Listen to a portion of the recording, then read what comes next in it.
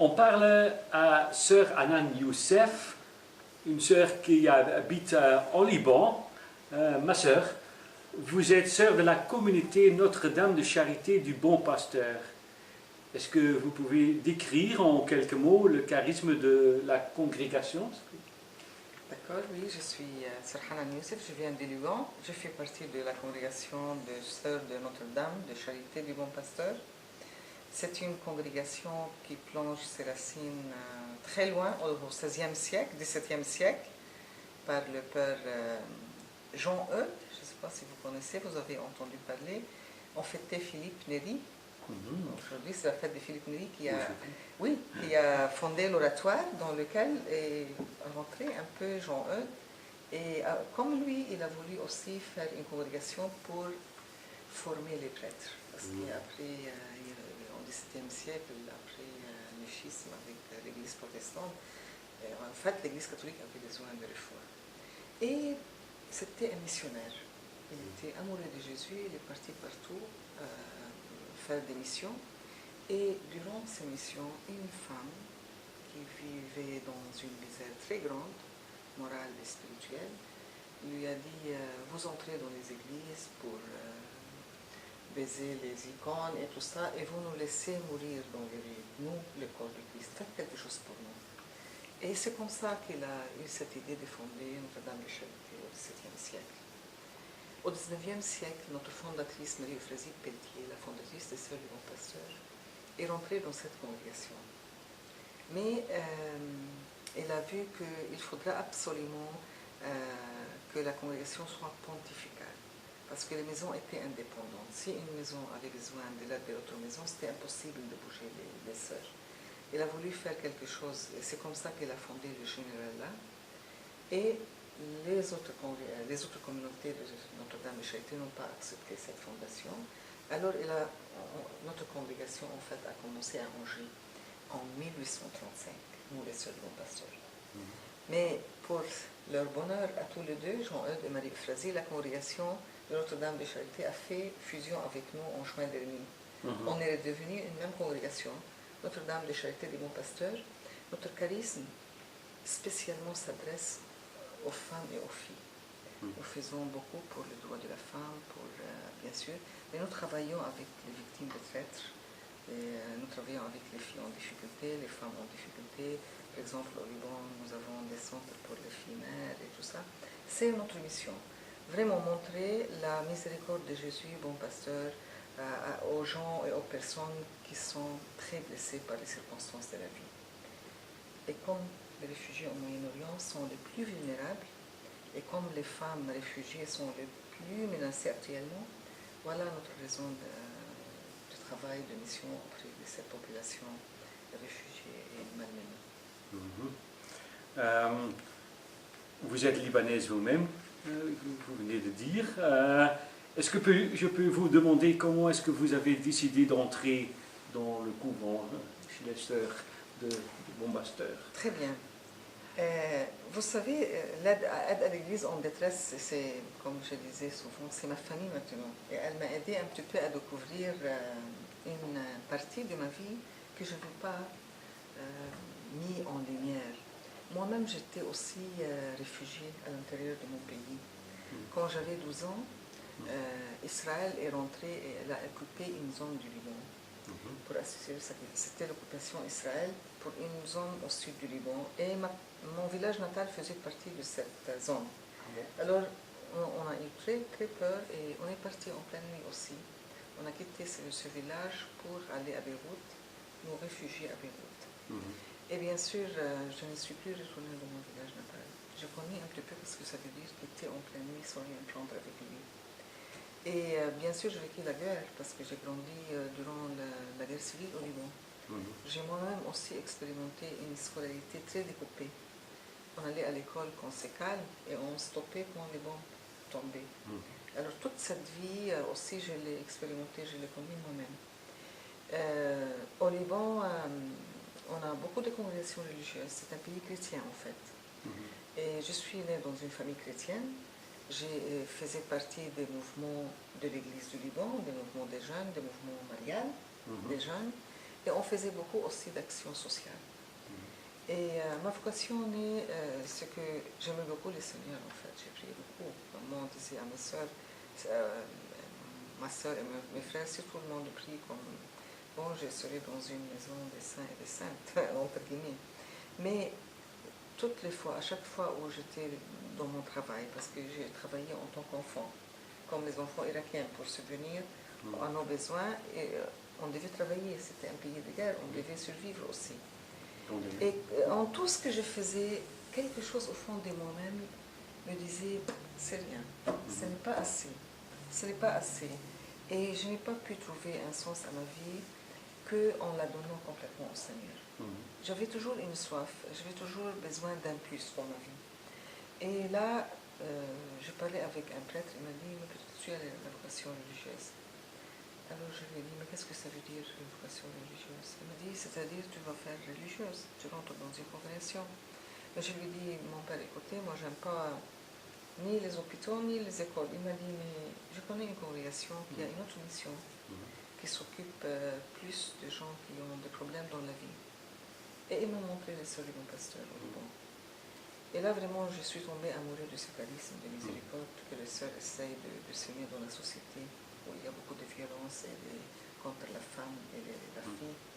Alors voilà, ma vocation est née par la rencontre aussi d'une jeune fille qui a besoin, ma camarade à l'école, elle avait besoin d'être orientée et elle avait un peu de drogue dans sa vie, un peu de vie comme ça. Et j'avais du plaisir à l'aider, à l'orienter. Et c'est comme ça, grâce à elle aussi, est née ma vocation. Et elle est décédée par une bombe aussi. Ah. Vous voyez, tout ça a fait que les signes ont amené que je me consacre au Seigneur. Voilà, c'est ça. Merci. Et qu'est-ce que vous faites maintenant à Beyrouth? C'est là où vous travaillez, hein? Oui. Oui. Alors, à Beyrouth, nous, les Sœurs du Bon Pasteur, nous avons pris, en 1998, nous avons pris la décision de rester dans le quartier de l'Ouest. C'est un quartier dans la banlieue nord de Beyrouth, où une grande communauté de musulmans chiites vivent, une communauté de Kurdes, qui n'ont pas de papier, aussi des sunnites vivent, et une communauté chrétienne en bas aussi vit dans ce quartier. Nous avons pris la décision de nous insérer dans ce quartier pour vraiment travailler au développement de la femme, et c'est surtout travailler à prévenir la délinquance juvénile. Parce que dans ces quartiers, il y a beaucoup des enfants qui traînent dans la rue, qui ne vont pas à l'école, et qui deviennent, après, ils ne savent pas quoi faire avec la vie et tout ça. Bon, on a pris la décision d'ouvrir un centre pour les enfants de la rue. C'est la mission des Sœurs de Bon Pasteur aussi. Oui. On travaille beaucoup avec les enfants de la rue, en Amérique latine, en Asie, un peu partout. Au Liban, on a pris cette décision parce que c'est une communauté aussi, c'est un quartier aussi mixte entre les communautés musulmanes et chrétiennes, et ça nous tient à cœur. Nous avons aussi mission de réconciliation, aider toutes les communautés à vivre, à coexister en paix ensemble, aider ces enfants à grandir ensemble, les laisser saisir que la violence ne sera jamais la réponse, et que l'amour, l'amitié entre eux peut faire développer un pays où la coexistence islamo-chrétienne est une colonne vertébrale. Un Liban qui n'est pas musulman ou chrétien n'est pas un Liban. Il faudra que les deux communautés partagent ce pays et vivent en paix. Nous sommes conscients, c'est très fragile, mais c'est essentiel l'existence du Liban. Le Liban ne pourra pas exister sans deux visages, musulmans et chrétiens. Voilà, en 1998, nous avons ouvert un centre pour les enfants de la rue. J'ai pris la charge de ces dispensaires jusqu'à l'année 2005. En 2005, un laïc catholique zélé, il avait fondé en 87, en pleine guerre civile du Liban, ce dispensaire, le dispensaire Saint-Antoine. Et en 2005, il a eu un cancer. Il avait supplié les congrégations de prendre en charge ce dispensaire pour qu'il reste ouvert et qu'il reste aussi à accueillir tout le monde, sans aucune distinction, ni chrétien, ni musulman, qu'il soit ouvert à tout le monde. Alors on a beaucoup réfléchi, on a beaucoup hésité, mais après on a dit on va essayer. Et c'est là, depuis 2005, je suis dans le dispensaire Saint-Antoine. Et vraiment, je peux vous dire, j'ai intitulé un rapport de mission de l'année dernière. Je l'ai intitulé « Des miracles au jour le jour au dispensaire Saint-Antoine ». Vous ne pouvez pas imaginer, dès que la congrégation a pris la charge de ces dispensaires, dès que j'ai mis les pieds là, le Seigneur nous envoie que des réfugiés en fait. Mais nous envoie aussi énormément d'amis à côté de nous. En 2005, nous avons pris le relève, c'était délabré comme tout, c'est une structure très simple, très très pauvre. C'est des containers au bord de la route, c'est pas une construction avec c'est vraiment très... C'est très pauvre et humble à l'image du quartier où nous sommes. Et en 2006, c'était la guerre d'Israël au Liban, juillet 2006, où toute l'infrastructure du pays a été complètement cassée. On a accueilli 5000 réfugiés chiites du Dahi, dans notre quartier du Liban. On a travaillé 24 heures sur 24 heures pour assurer à cette population de quoi survivre. Heureusement, ça n'a pas duré longtemps, un mois. Cette population est revenue de chez elle. Et depuis 2007 jusqu'à maintenant, l'accueil des Irakiens n'a pas cessé. Nous avons en fait commencé à accueillir la population de l'Irak à partir de 2007. On a accueilli une centaine de familles qui étaient menacées. Qu'est-ce qu'ils faisaient après la chute de Saddam Hussein? Beaucoup de groupes terroristes sont montés en Irak un peu partout. Alors ils utilisaient une manière de faire, ils kidnappaient un enfant de la famille, c'est surtout l'aîné. Seulement avec les familles chrétiennes, on faisait ça. C'était vraiment voulu, c'était une politique, de faire partie de cette population de l'Irak, la population chrétienne. Et on demandait à la famille une grosse somme d'argent, une rançon, pour rendre l'enfant à la famille.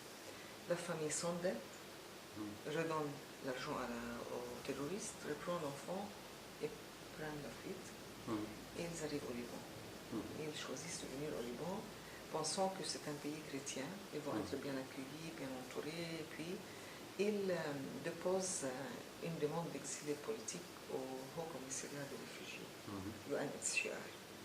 Et après, ils vont partir pour le Liban, pour un pays d'Occident, soit aux États-Unis, soit en Australie, et on leur donne des visas. Voilà, à partir de 2007.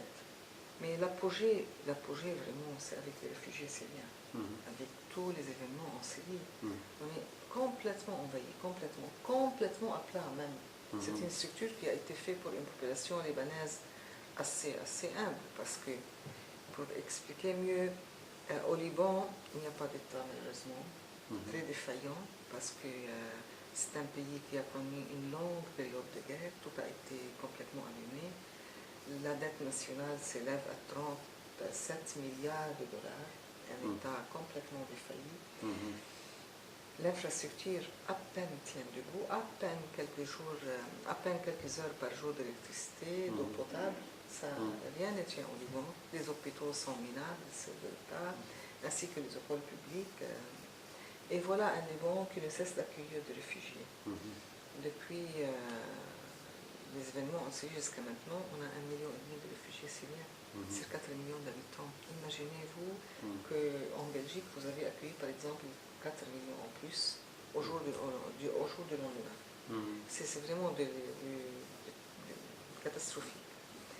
Alors au dispensaire, comme il n'y a pas un service d'État pour les soins de santé, le service est privé, il coûte très très cher. Alors nous avons une structure, un centre de premiers soins. Nous offrons des consultations tous les jours en médecine de famille, en pédiatrie, en gynécologie, où il y a aussi le suivi des grossesses des femmes, avec échographie et tout ça, et toutes les autres spécialités aussi. Mais à raison d'une ou deux fois par semaine, ça dépend de la demande. On a 2 cardiologues, on a 2 dermatologues, ophtalmologue, on a dentaire, on a urologue, toutes les autres spécialités, en fait tout ce qui est avant l'hôpital. C'est une structure de consultation médicale, mais il y a un suivi aussi des carnets de vaccination pour les enfants. Vous savez, c'est très important quand on est dans un pays d'urgence où il y a beaucoup de réfugiés. Il y a la menace de polio qui est revenue au Liban. Au Liban, ça a été éradiqué depuis 13 ans à peu près. Mais comme il y a eu des cas en Syrie, on a eu très peur, on a fait beaucoup de campagnes de polio, contre le polio, et les vaccins de base, on assure toute la vaccination aux enfants. Et en plus de la pédiatrie, de la gynécologie, de la médecine de famille, il y a aussi une section de psychologie et de psychiatrie, très très très développée, parce que tous ces réfugiés, malheureusement, tous absolument vivent une angoisse extraordinaire, une dépression extraordinaire. Imaginez-vous que jour au lendemain, vous vous réveillez, vous n'avez plus une terre d'appartenance. Pas seulement vous avez tout perdu, même votre droit à une nationalité qui vous appartient, à une terre natale qui vous appartient. Ces familles qui quittent l'Irak n'ont plus aucun espoir de revenir. Aucune famille m'a dit, ma soeur, je voudrais revenir en Irak. Même si Daesh part aujourd'hui, je ne reviendrai jamais. Jamais l'Irak. Ça y est, ils mettent un point final à l'Irak. Toute cette population qui a tout perdu, maison, travail, tout ce qu'elle avait, et même sa terre natale, arrive dans un pays tout à fait étranger, qui va vivre provisoirement, et elle va partir dans un pays aussi étranger, aussi loin en Occident. Elle va non seulement perdre sa terre natale, non seulement perdre ses maisons, mais sa foi aussi. Toute cette angoisse se situe là. Toutes ces familles qui partent pour avoir une vie matérielle peut-être meilleure ont une angoisse très grande pour le futur de la foi de leurs enfants. Parce que vous savez, avec tout ce qui s'est passé, aucune famille ne s'est convertie. Ils avaient le choix de se convertir. Si elles se convertissaient, elles ne perdaient rien. Elles restaient dans leur maison, elles ne perdaient rien, absolument rien. Mais aucune n'a choisi de se convertir à l'islam. Aucune famille. Maintenant, ils vivent une angoisse très grande. Nos enfants vont être vraiment noyés dans une société occidentale, tellement matérialisée, laïcisée. Ils vont aussi perdre leur foi. Alors, toute cette angoisse, ils vivent au dispensaire, ils vivent aussi entre eux quelquefois. C'est pour cela qu'on a un service de psychologie, de psychiatres, de psychologues, enfants et adultes. On a aussi des médicaments. Et il y a une sœur du bon pasteur aussi qui fait du travail de thérapie de groupe avec des groupes de femmes qui ont vécu des traumas beaucoup plus importants. Des femmes qui ont perdu de la famille ou qui ont été malmenées, violées, volées, tout ça, ou qui ont vécu des traumas assez sérieux. Alors elle fait une thérapie de groupe avec un psychothérapeute à raison de 2 fois par semaine. Et aussi, elle a fait monter un projet pour les enfants. Scolariser un peu les enfants des familles irakiennes qui ont quitté Mossoul dernièrement. Parce que ces enfants ne connaissent pas du tout. Quelquefois, ils ont 9, 10, 11 ans et n'ont jamais été scolarisés. À cause de tous ces événements en Irak, les familles avaient peur de envoyer ces filles à l'école. Alors, ils n'ont jamais été scolarisés. Ils sont encore analphabètes. Ils ne peuvent pas suivre dans le système scolaire libanais. C'est très difficile pour eux qui ne se connaissent pas. Même l'arabe que nous connaissons ne le connaît pas, ces enfants. Alors, elle fait un cours de rattrapage scolaire ou d'alphabétisation pour ces enfants.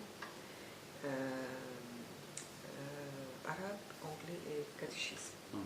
Elle leur donne un peu d'arabe parce que c'est leur langue maternelle, un peu d'anglais parce qu'ils vont voyager dans un pays d'Occident pour pouvoir s'insérer à l'école facilement, et un peu de catéchèse parce que c'est leur droit aussi de connaître leur foi et de connaître Dieu.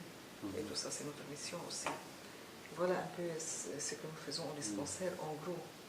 Mais depuis l'arrivée des gens de Mossoul, vous savez, on a de plus en plus de personnes âgées qui nous visitent. Et ça nous met à plat. Parce que leur demande est énorme en tout. Les médicaments, ils ont des problèmes de santé très importants, beaucoup de médicaments chroniques pour le diabète, l'hypertension. La quantité que nous distribuons aux Libanais ne suffit plus pour les Libanais, les Irakiens et les Syriens. C'est sollicité à tout point de vue. Et grâce à l'aide de l'Église en détresse, nous assurons une quantité de médicaments aussi. Et puis l'alimentation, on donne des colis d'alimentation mensuelle aux familles. Et on ne peut pas tout donner parce que le nombre de familles qui sont au Liban est énorme. Est énorme. On essaie de choisir le plus pauvre, mais les autres ne comprennent pas. Ils ne comprennent pas. Alors, on est sollicité à longueur de jour par des familles irakiennes pour les couches des bébés, on distribue des couches pour les bébés, pour l'alimentation. On leur donne aussi des produits d'hygiène. Maintenant, l'été est venu et il faudra aussi hygiéniquement les conditions soient au minimum pour que les gens n'attrapent pas la gale. Alors voilà un peu, en gros, on a été un service des soins médicaux. Maintenant, on se transforme un peu en une structure d'urgence pour pouvoir rendre service à cette population malmenée par tout ce qui se passe comme violence au Moyen-Orient. Voilà un peu en gros le travail du dispensaire. C'est vraiment, nous essayons de donner un visage de miséricorde de Jésus, mon pasteur, à côté de cette population qui a du jour au lendemain dû tout quitter et puis arriver dans un pays, qu'elle soit accueillie et aimée. Voilà. Dans une situation normale, la population est moitié d'origine musulmane, moitié chrétienne. Hein, oui, Liban, à peu près. Hein, mais maintenant, il y a autant de réfugiés syriens dans votre pays. Oui. Et le conflit ne semble pas de terminer. Il existe alors un risque que les gens vont rester. Comment est-ce que ça influence la société libanaise? C'est vrai, quand la guerre a commencé en Syrie en 2011, la population libanaise a accueilli très bien les réfugiés syriens. Parce que nous-mêmes, nous avons connu la guerre, on sait qu'est-ce que ça veut dire la guerre, on sait qu'est-ce que ça veut dire quitter pour se réfugier. On a très bien accueilli la population syrienne, mais en pensant que ça va être terminé quelques temps après. Mais les choses se sont aggravées et se sont arrivées à un niveau insupportable. Alors je peux vous assurer qu'il y a une grande tension, bien sûr, entre la population libanaise et la population qui fuit de plus en plus la Syrie et tout ce qui se passe. Parce qu'on ne voit pas une fin, premièrement. Deuxièmement, il y a un déséquilibre communautaire très important. Troisièmement, le pays est épuisé. Toute l'infrastructure du pays craque, ne tient plus debout. Troisièmement, la cherté de vie qui a beaucoup augmenté pour les plus petits pauvres du Liban. Par exemple, une famille libanaise qui louait une maison à 300 ou 400 dollars, 4 familles syriennes viennent et louent cette même maison à 800 dollars. Ce qui fait, ça a monté les loyers de maison, ça a monté la demande de tous les services de l'eau, de l'électricité, de l'alimentation. Et aussi, les Syriens travaillent, la main-d'œuvre syrienne est beaucoup moins chère que la main-d'œuvre libanaise. Ce qui fait aussi les pauvres petits Libanais qui ont un petit travail l'ont perdu. Bien sûr que ça a fait une tension très importante entre les deux communautés. La communauté libanaise qui accueille ne peut plus. C'est elle qui est devenue réfugiée dans son propre pays. C'est elle qui paye un prix comme si elle vit elle-même la guerre de nouveau. Voilà, c'est toute une situation très malaise. On a une peur bleue, oui, que l'État islamique arrive jusqu'au Liban et que nous-mêmes nous serons obligés de partir un jour. Nous vivons dans une angoisse très grande, dans une situation d'insécurité, d'attente. Qu'est-ce qui va se passer demain? Est-ce que notre tour va arriver ou pas? Il y a tout ça qui joue. Et malheureusement, beaucoup de jeunes Libanais choisissent de partir. Ils ont très peur pour l'avenir de leurs enfants. Moi, j'ai un médecin chez moi qui n'avait jamais pensé quitter le Liban. Il m'a dit, ma soeur, c'est mon pays, jamais je penserais quitter. Il avait acheté sa clinique, monté tout son travail et tout ça. Mais là, il m'a dit, malheureusement, je pense sérieusement partir parce que j'ai 4 enfants. Je ne voudrais pas qu'un soit tué ou soit assassiné à la porte de son école. Et je n'ai pas le droit de mettre la vie de mes enfants en danger. Si j'étais seule, je resterais. Mais là, j'ai des enfants, je suis responsable de la sécurité. Vous voyez, il y a toute une ambiance de malaise. C'est un pays qui vit une très grande crise et je ne sais pas comment nous tenons. Moi, personnellement, je suis convaincue que nous tenons le coup par un miracle. Le miracle de la prière, le soutien de nos amis comme vous à l'Église en détresse, pas seulement financière, mais aussi spirituelle. Énorme. Hier, nous étions au couvent des Sœurs de Jérusalem. Ces sœurs qui prient jour et nuit pour la paix au Liban, qui prient pour nous, ça nous tient debout. Ça nous tient. Et voilà, on est dans une ambiance d'attente, puis beaucoup d'efforts, beaucoup d'espoir aussi. Voilà. Comment est-ce que vous regardez à la future de l'Église en Liban, vous-même? Moi, j'ai toujours dit qu'on a toujours connu la persécution au Liban, c'est pas nouveau. Vous voyez, vous parlez beaucoup, déjà, on a beaucoup évoqué la génocide arménienne. Récemment, on a fait l'anniversaire de 100 ans de l'Algérie. Depuis ce temps, les Libanais chrétiens ont été persécutés. Bien avant, quand ils étaient persécutés, ils se sont réfugiés au Liban, on avait des dessins, on a des grottes, il y a eu beaucoup de massacres de moines libanais, puis des chrétiens. On a été persécutés dès le départ, de l'existence de l'Église au Liban. Mais pendant la génocide arménienne aussi, toute la montagne libanaise a connu une fin. Parce que les Ottomans, les Turcs actuels, qui sont descendants des Ottomans, empêchaient l'arrivée de l'alimentation dans cette zone, parce qu'elle est chrétienne. Alors, sur 700 000 habitants, 450 000 ont mouru de faim, parce qu'ils n'avaient plus rien à manger. On raconte des histoires, mais abominables. Une fois, une maman a mangé son enfant. On raconte des histoires abominables. Tous les herbes dans les champs ont été mangés pour la survie. Et beaucoup de Libanais chrétiens ont pris la fuite, ont parti vers l'Amérique du Sud. On a une grande communauté au Brésil, en Argentine, en Amérique du Nord aussi. C'est là où Joubran, le grand écrivain libanais, est parti aussi à cause de la famine. On a aussi connu une certaine génocide. C'est la faim qui a frappé le bon Liban, la partie chrétienne du Liban aussi. Et on a toujours été persécutés, mais on a toujours été fort. On a toujours confié le pays à la protection de la Vierge Marie, Notre-Dame du Liban. Et le patriarche maronite a consacré il y a 2 ans aussi tous les pays au cœur sacré de Marie. Nous, on est un peuple de foi. Nous croyons que la persécution est la semence de l'Église, disait un père de l'Église, Saint Ignace d'Antioche ou Tertullien. La persécution est la semence de l'Église. L'Église qui n'est pas persécutée n'est pas l'Église du Christ. Il a dit lui-même, le Seigneur, on m'a persécuté, il vous persécutera. C'est lui qui l'a dit. Alors si on va fuir, qui restera et qui vivra l'Évangile en cette terre du Moyen-Orient? C'est à nous, c'est notre mission en tant que chrétiens orientaux. Moi, je suis une femme chrétienne orientale. Tous les chrétiens d'Orient ont une mission de continuer à annoncer que l'amour est plus fort que la violence, que l'amour est plus fort que la... C'est ça le message de l'Évangile. Nous continuons à aimer comme le Christ jusqu'à la croix. Le plus grand danger, c'est que l'Église oublie l'Évangile. C'est ça le plus grand danger, ce n'est pas la persécution. Au contraire, la persécution, c'est la force de l'Église. Mais quand elle oublie l'Évangile, c'est ça sa fin. Elle sera vraiment infidèle à son Seigneur. Et le futur des chrétiens d'Orient dépend de leur fidélité à l'Évangile.